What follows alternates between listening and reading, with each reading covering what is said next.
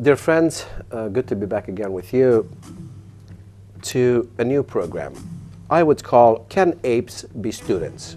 My partner today in this discussion is Mr. John Mackay, International Director for Creație Research Australia. Good to see you again, Mr. Mackay. My question's still the same. Can apes be students? So can we put a student or an ape to be a student in our children's class? Can you help me with this? Well, I was in one school in the USA, and the students' behaviour had become so obnoxious that they actually had guards, I mean armed guards, in the hallways with batons, right? And I thought, students can be apes. There were no monkeys in that school, however, because even the batons wouldn't have enabled the apes to be students. And I'm serious when I say that, because people with lots of money to spare have gotten research grants to try and teach apes and monkeys and gorillas and orangutans and all their hairy cousins, right? And the things they've tried to teach them are things like speech.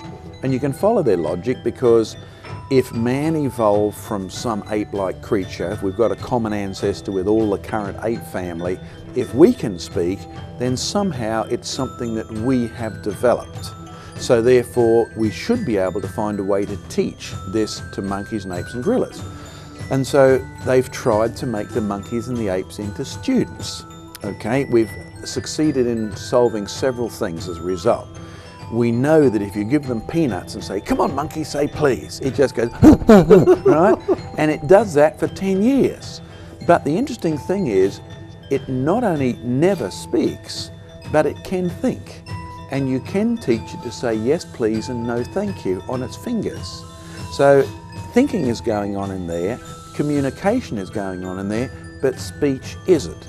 And of course, the one thing they don't do is take their speech and write a speech dictionary for apes and monkeys and gorillas, so they can all have a discussion about the origin of man. They never even ponder where chimpanzees come along, let alone where man comes from. So far, no one's been able to turn apes into students. Do you remember that old illustration that, given long enough, monkeys typing on a typewriter would be able to eventually type Shakespeare, therefore, given long enough, molecules could self-organise into human beings? Remember that? Yeah. Well, that's finally been tested. Somebody, and this is hard to believe, right, in the UK actually got a government grant and they installed computer keyboards in a zoo, right, in England, and they kept a record of what the monkeys typed. And you can actually get this from the website, right? And the funny thing is, not only did the apes and monkeys end up destroying the keyboards because they largely urinated on them, right? They had a penchant desire to type only 2 or 3 letters. They love G's and S's, right?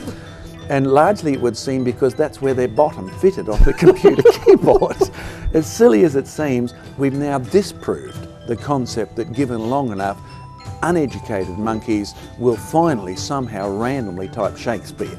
Of course, this is little publicised because the corollary is, given long enough, molecules will never self-organise into something as complicated as the student in the high school.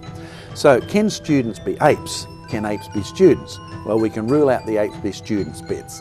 But you and I live in a world where, due to the influence of Charles Darwin, the theory of evolution, the BBC, National Geographic, Reader's Digest, all of those popular magazines, plus most high school textbooks, the students are coming out behaving as if they were apes because they've been taught they are their nearest living cousins, because we have a common monkey-like, ape-like ancestor 2 to 3 million years ago. Did I understand well that you just said that if we claim that we are apes, we're getting free computers? Or that the zookeepers got the free computers. That comes with a cage. That comes with a cage. Dear viewers, don't try to do that. You're going to get a free cage. Not going to be happy with. Our previous programs were a bit more general. I would love to get more specific on certain subjects. My question was, can apes be students? You definitely said no, they cannot be students. Evolution, though, teaches that man is just an animal. Does this specifically affect a student's development into what society would want them to be. Well, you've been to a zoo? Yes, I did. Have you been to the monkey cage? Yes, I did. Okay, when you stand outside the monkey cage, you look in and there you see something, some creature with a hairy face and two eyes. In fact, Yeah. it looks like you, doesn't it, right? That's what you look at. That was long ago. Yeah, I know. And some zoos actually have signs that say, visit your relatives in the zoo this weekend, right? And then when the young people go there, and if that's the mindset they've got, they see monkeys and chimps doing their thing, right? So that the one that's big enough, he gets all the girls, right? You can observe this happening. Yeah. And there's no sort of wedding chapel over here so you can have an official chimpanzee wedding, right? They just have sex anywhere they like. If she's in season, he's after her, whether she wants to or not. So if you teach the students that monkeys and apes and gorillas are our nearest cousins, then by implication, whether you intend to or not, you are teaching them that sexual behaviour like the monkeys do is just an extension of our behaviour, or vice versa. So we shouldn't be surprised that if you have a group of young men who grow up with that in their mind, that their relationship with women of the same species just degenerates, right? Because apes do it, monkeys do it, baboons do it. Why can't we? Why should we get married? Why should we, just have sex with only one woman? Monkeys do whatever they like. He does. If he's big enough, he gets all the women. So therefore, we shouldn't be surprised if we start to see young males particularly behaving in that, because the monkey and the ape and the chimp have been set up as our role model without a shadow of a doubt. In fact, I remember reading a paper, many years ago now, in a rather famous museum publication in which the author was trying to figure out why Americans, right, and only someone in America would get money to do a research grant like this, why the average American marriage is lasting only 3 years. Now, you've seen the divorce statistics in the States? Not exactly, but I know it's just rampant. It's rampant, isn't it, right? Well, you get the impression from Hollywood. I mean, they go through husbands and wives and girlfriends and boyfriends like they grow on trees. But in reality, the historians know that 40 years ago it wasn't like this. If somebody got married, they stayed married. Now, the leaders of society, whether it's presidents or the peasants, right, they have this attitude that marriage is not permanent. In fact, it doesn't really matter. So their marriage structure is falling apart, so much so that people like George Bush has tried to get special legislation to even define what a marriage is. It's just not in the concept of the people anymore. And so somebody had a research grant and they said, how will we find out the answer? And so what they did was they studied our nearest living relatives, according to the theory of evolution. So guess what do you think they studied? Apes. Apes, that's right. So they sat down and they did a study of apes. Now, their logic is no different from the ancient Greeks, and it's a correct logic, and it's no different from Jesus Christ's logic, because Jesus said in Matthew 19, he said, haven't you read it? Back in the beginning, God made them male and female, therefore a man will take a wife. So his argument is where something comes from, tells you what it means tells you what it's worth. That's how every one of us argues. But it matters, therefore, if you pick the wrong starting point. Okay, so the theory of evolution says we're related to the apes, let's study them. Now, do you know what they discovered? Their conclusion is very simple. We know why human being marriages last only about 3 years or so.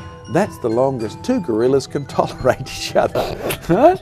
Now, therefore, Mr. President, we recommend that divorce be an automatic inclusion in any marriage statement, and they're just being logical. But you see, the average person confuses logic with truth. And I mean scientists do it, yes. Theologians do it, philosophers do it. Logic and truth are two different things. You've read Agatha Christie, haven't you? Yeah. Detective stories, yeah, you've watched Hollywood movies. Now, they're all logical. Well, most of them are, right? But when you watch those movies, Agatha Christie detective stories, she was a fabulous top seller all her life because her stories were 100% logical. None of them were true. Logic and truth are two different things. So if you pick the wrong starting point, from then on you can be 100% logical. You'll just be wrong. Yeah. It's the starting point, not your logic. So that's why it's important when we look at this issue, if students are going to behave properly in the future and have the right rules about tomorrow, they need to be taught the right beginning point, because after that, their logic will flow automatically in the right direction. There's some birds that are just nesting with the same partner each year. Yep. Well, we could take that as a model of a good family and so on. I wonder why scientists push whatever it fits their agenda of, it looks to me, to deliberately to destroy societies. Yeah, well, they do. I mean, if you come to Australia, we've got some spiders in which the female mates with the male and then she eats him. Now, the feminists love that example, right? And the male chauvinist pigs, they love the horse because the stallion beats up any of the women, right, and he gets what he wants. Now, you could reach any conclusion based on that. Of course, you're not a horse. You're not even a goat, right? So it doesn't matter what the billy goat or the nanny goat is doing. You're a human being. So the question is, what is the right role model for the human being? Yes. And again, that gets to you, in the beginning, God made them male and female, and that's the reason for marriage. Start anywhere else and you'll have a wrong conclusion. But it brings up a point I made in a previous program, because you use scientists, and why aren't they looking at these other examples and said they're just picking what they want? In reality, the examples they're picking are related to the database they believe that they're allowed to have. Remember I mentioned about the Science Teachers Association saying science includes explanations without reference to God. So what you've got is, here is a big box. This is the information we can use. We can study pigeons, we can study spiders, we can study apes and monkeys and gorillas. Here is the other box called God. We can't study that. Now, the fact is, when you have a look at this world, even if you're an ardent evolutionist and you want to be supposedly logical, you're trying to explain how creationists evolved, right? So therefore, creationists are data, and you're trying to explain where marriage came from. So marriage is data, and in the long run, you're trying to explain where religion came from. So all religion is data. But the trouble is, religion includes a knowledge of God, and that's already ruled out. So therefore, they're dishonest right from the start. So we shouldn't be surprised if you take a dishonest approach, you end up with a fallacious conclusion. Exactly. I am little Johnny. Comes off the zoo, sees the sign, just visited the relatives. Meets Mr. Mackay. Mr. Mackay is with a track. I'm a creationist. I'm a scientist. I'm giving answers, providing answers, differences between humans and apes. Little Johnny is all confused. He tries to talk to his mother, saying, Mommy doesn't understand. Mr. John is around. Help Mommy. Is there any difference between little Johnny and little Billy the ape in the cage? She's just been told that we are just this little bit of different of porcupines and apes and whatever sort of DNA mapping genome. Sort this out for me, please. Well, of course, little Mommy. We can go into technical details in DNA, but let's take Mummy's helpful approach first, because little Johnny doesn't know about DNA. Great. Right? Mummy doesn't know too much about DNA. This is why she's confused. Yes, that's right. But in reality, when you visit the chimp cage, you can see obviously a few very important differences. We visit them in the zoo, they don't visit us at the zoo, right? So there's the first difference. And that is not even DNA. It's the consequence of the DNA, right? Though, however, so obviously, even if you said we're 98.4% the same as the chimpanzee, obviously that 1.6% means we build zoos and they don't. We ask questions about chimps, they ask no questions about us. We have a school to learn about chimps. There's no school in the zoo for chimps, right? It just doesn't exist. In fact, if you have a closer look, you'll notice that they can hold on upside down to a branch, holding on with their feet. Now, if you were to swing upside down in the trees, Romulus, holding a branch between your toes, I mean, look at the size of you. The tree would go crack and you'd hear, ah, and then splot. You wouldn't do it a second time. Because now the splothing would be very... Well, no, not the splothing, but the problem is the fact they've actually got 4 hands. We call them feet, but they've actually got 4 thumbs. And thumbs are on hands, and you and I have got 2 thumbs. We've got 2 feet and 2 hands.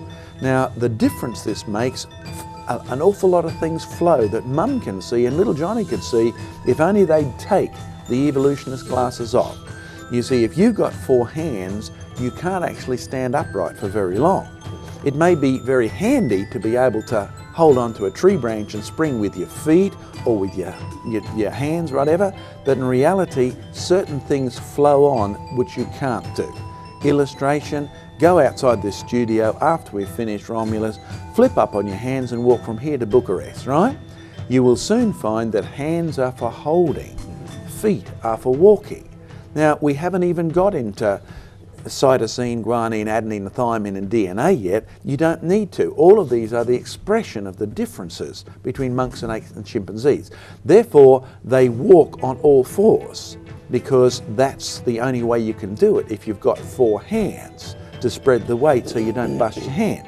Now, as a result, think carefully. You and I, we stand upright and our head, our eyes are at right angles. But if a chimpanzee did that, he's walking on all 4s, he can certainly see the ants between his legs. But he hits every tree that's in front of him, right? So you'd end up with even dumber chimpanzees as a result. So therefore, their head is swiveled forwards and it actually hangs off their backbone rather than sitting on it. So their eyes can see forward. Now, if you're going to hang your head off your backbone, the shape of your backbone will alter the balance. So if you have a look at a chimpanzee backbone, it's a nice, very profound S-shaped curve. Now, if little Johnny had a backbone like that, Mum would whip him off to the doctor real fast, right? And if he didn't have a tail and he didn't have 4 hands, the doctor would be very worried. But if he was a chimp, that's normal, that's okay. So therefore, there's lots of simple things you can point out without going into the fact that it's only last year where they really, for the first time, actually studied chimpanzee chromosome number 22. Okay, point, all of those statements about being 98.4% the same that have been made since 1990 were fallacious.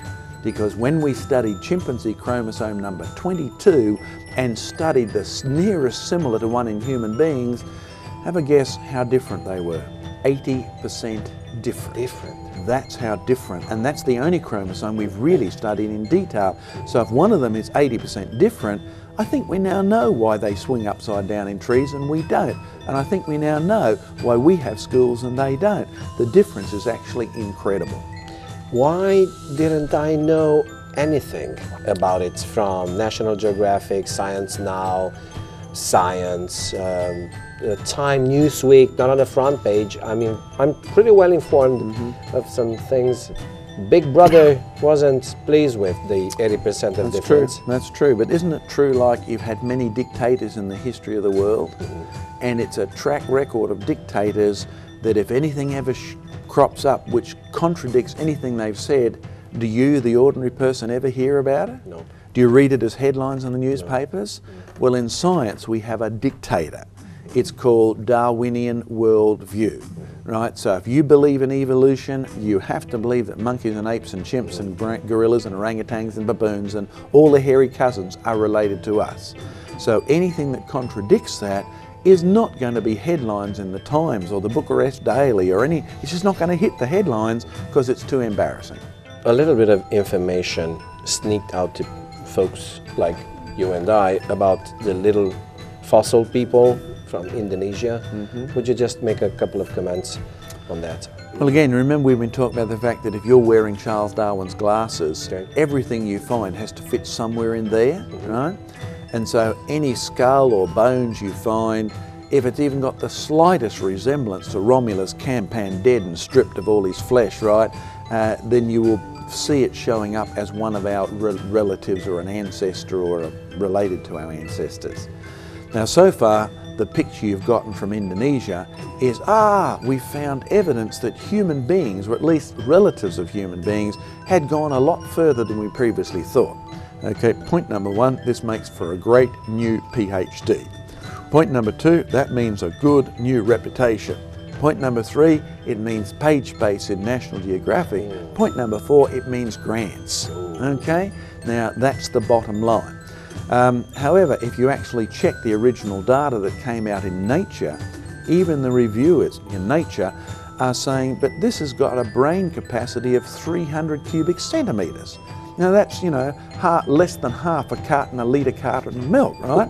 Now I'm looking at somebody here who's got a brain space of anywhere between 1,200 and 1,500 cubic centimetres, which is significantly more. So when you have a look at the chimpanzees today, their brain space is not much different from the brain space of these new skulls that have been found.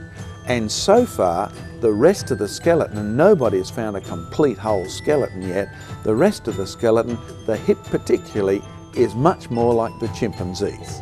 So if you've found a skull which has got a brain size of a chimpanzee and a hip like a chimpanzee, what might you theorise that we found? A chimp. Yeah, I think I'd go along with that. And until somebody finds the whole skull and particularly the hands, they're just guessing. And that's probably the best you could say about these so-called little people. Now, we do have little people on the planet. You've heard of Pygmies? Oh, yes, I did. Okay, the reason we've got Pygmies, and as far as we can see, they actually come from the giant Zulus, you know, one of the tallest races on the planet. Yeah. But the bottom line is they've got a clock. Every one of us has got a clock. Every human being's got a clock to stop you growing too tall. But if that clock breaks, which is what's happened in the Pygmies, the growth hormone switches off when they're 10. So whatever height they've reached at 10 years of age, that's the tallest it's going to be. But they don't have a brain size of a chimpanzee, right? They are ordinary human beings who just haven't physically matured past 10 years of age, even though they've mentally and spiritually matured past that. If I see a skull with brain capacity close to one of a monkey's, I would say I just found a chimp skull. So in order to find out who I am, I should look for someone that I am like, okay? Who is man-like? Okay, you'll find that man is not like chimpanzees. No, in so many ways, right? Even in the nature, I mean, there's no chimps running programs discussing with each other the nature of chimpanzees, right? So we are profoundly different. There's no chimp churches. There's not the First Baptist Church of Chimpland, okay? It just doesn't exist. They haven't had any theological splits lately. So it's just the things that we call abstractions sometimes, like theology, religion, society, mores, all of these things don't actually apply too well to chimpanzees. So if you're looking, if evolution can be proven false, and it's just nonsense. You're not evolving, I'm not evolving. If we're doing anything, it's the other way, right? We're degenerating. So therefore you're looking at the biblical picture of creation which says man was made in God's image. So therefore you are meant to be like God. Now I'm not surprised that chimps aren't creative and we are. I mean, they can take sticks and poke it into holes to dig out ants. You and I take a stick and we get a knife and we sharpen it and then we turn it into metal and then we turn it into a space rocket, right? And we send the ants out to space to see how they survive, right? So we are creative compared to them. So if you're looking for evidence that man is made in the image, excuse me, of a creator, we have got it. But the problem is your Bible says that that image has been defaced by sin. And there's something wrong with all of us. And the good news, of course, is the Bible also says that this God came down to earth, and we haven't long had Easter, have we? And that's what Easter is all about, the person of Jesus Christ coming to deal with the penalty of sin so that his image could be restored to us and we could get back what that very man Adam lost. Unbelievable. Have you ever thought, if you are so brilliant at design, if you look so gorgeous, just look into the mirrors, not early in the morning, but a bit later, and not even late in the night when you're so tired, but just watch yourself, watch your children, the joy on their faces, and just let your imagination fly. How could our Creator be? I'm just amazed of the little bit that I can understand just watching people, the marvels of creation. And just even though it's tinged by degeneration. Yes, even so, just think of the perfection of the one behind all. Mr. Mackay, www.creationresearch.net. Have you anything in coming with this website? In fact, they can actually get a free whole list of the differences between men and monkeys and apes and gorillas. Free. It's free, right? We do our best to supply that, and all they need to do is simply go to the website and ask for the free attachments, okay? And they'll just turn up at the end of their machine. And there's lots of other things there that aren't free, but they can investigate www.creationresearch.net. Every second week or so, completely free, science-loaded, biblically correct and informed newsletter on your desktop. Just go ahead and Click the Evidence News button. Exactly, or ask at info@creationresearch.net, and you'll have every second week or so at your desktops, one leisure. Dear friends, Mr. Mackay, thank you so much for being with us today. Thank you so much for sharing the honor of talking with one another with you today. Have a very blessed day with the Lord Jesus and with one another. Thank you.